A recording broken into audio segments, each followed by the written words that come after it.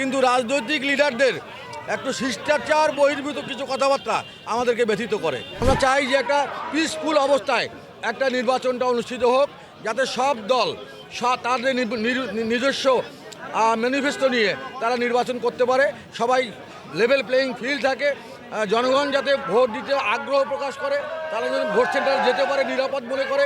এই বিষয়গুলো নিশ্চিত করলে ইনশাআল্লাহ সুষ্ঠু একটা নির্বাচন করা সম্ভব বলে আমরা মনে করি। রংপুরের মানুষের অনেক উচ্ছ্বাস, তারা লাঙ্গল প্রতীকে ভোট দেবে, এটা ইনশাআল্লাহ নিশ্চিত। যে যাই বলুক আমরা তার কারো কাউন্টার করব না, তারা তাদের কথা বলতে পারে, কিন্তু রাজনৈতিক লিডারদের একটু শিষ্টাচার বহির্ভূত কিছু কথাবার্তা আমাদেরকে ব্যথিত করে।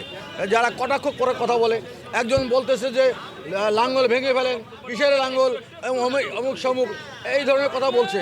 এগুলো কোনো রাজনৈতিক পরিভাষার কথা নয়। আমরা ভদ্রভাবে বলতে চাই, আমার কথা আমি বলবো, তাদের কথা তারা বলবে। তা সবাই মিলে যদি আমরা এই আচরণগুলো ফলো করি, তাহলে অবশ্যই একটা সুষ্ঠু নির্বাচন হওয়া সম্ভব বলে আমি মনে করি। এর জনপ্রিয়তা কমছে না বাড়ছে, এটার প্রমাণ হলো ব্যালটের মাধ্যমে। তো ব্যালটে যখন প্রমাণ হবে তখন তাদের কথাটা সত্য কি মিথ্যা তখন প্রমাণ হবে। আমি মনে করি যে আমাদের জনপ্রিয়তা এতটুকু ঘাটতি হয়নি, বরং বাড়ছে ইনশাআল্লাহ।